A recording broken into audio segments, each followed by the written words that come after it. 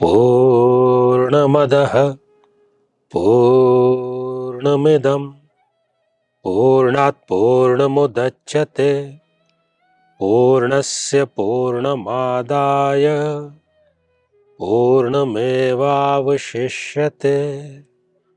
ओम शांतिः शांतिः शांतिः।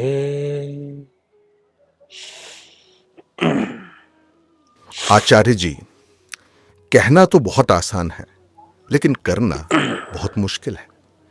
क्या वास्तव में ऐसा संभव है कि कर्म के फल में आसक्त हुए बिना कोई कर्म किया जा सके? कृपया मार्गदर्शन करें। बिल्कुल संभव है।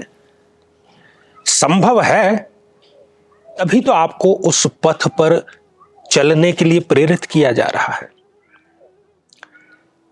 और यही एकमात्र उपाय है कि निष्काम कर्म के माध्यम से ही आप जीवन में सुखी आनंदित रह सकते हैं।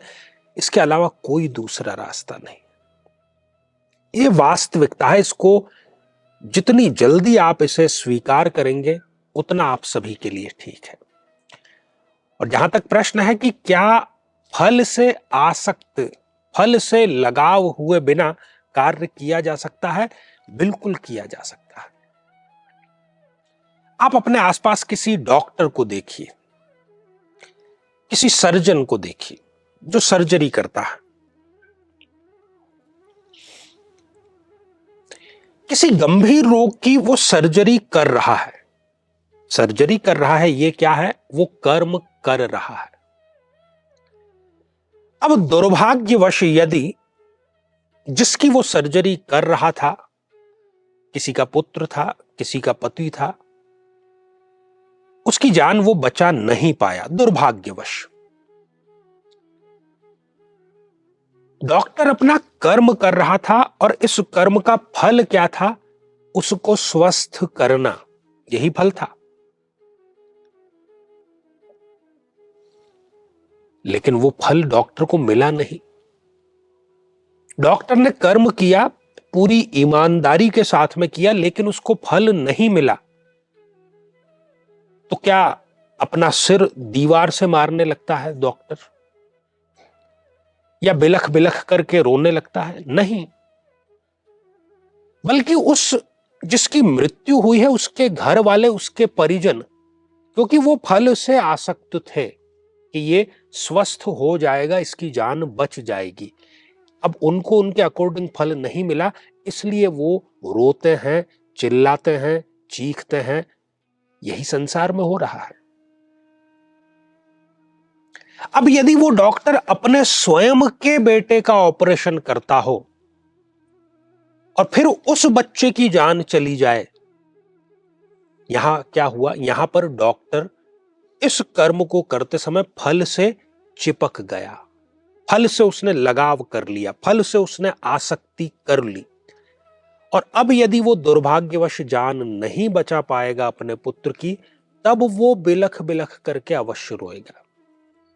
लेकिन हमने क्या समझा इस प्रकरण से? हमने ये समझा कि यदि डॉक्टर इस प्रकार का कार्य कर सकता है, और भी हमें उदाहरण है, यदि हम सोचेंगे तो जरूर उसके पहुंच जाएंगे। तो निष्काम कर्म फल से बिना आसक्त हुए ईमानदारी के साथ में कर्म किया जा सकता है। अब इसको करने का जो तरीका है उसका एक प्रशिक्षण, उसके लिए गुरु मंत्र द्वारा आशीर्वाद, उसके लिए सदगुरु की दीक्षा आपको प्राप्त करनी जरूरी है। नहीं तो आप प्रयास करेंगे, विफल होंगे, फिर प्रयास करेंगे, विफल होंगे।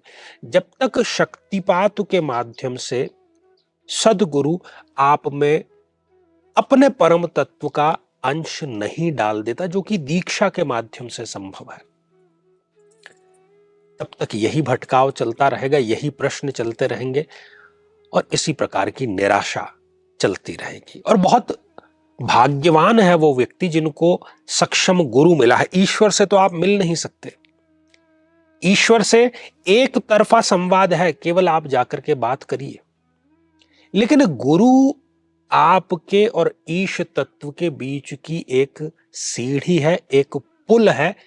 आप उनसे बात करते हैं, उत्तर भी मिलता है। बहुत ही सौभाग्यवादी जो व्यक्ति है, सौभाग्यशाली कहें बल्कि हम उसको, उसी को गुरु दीक्षा का फल चखने को मिलता है।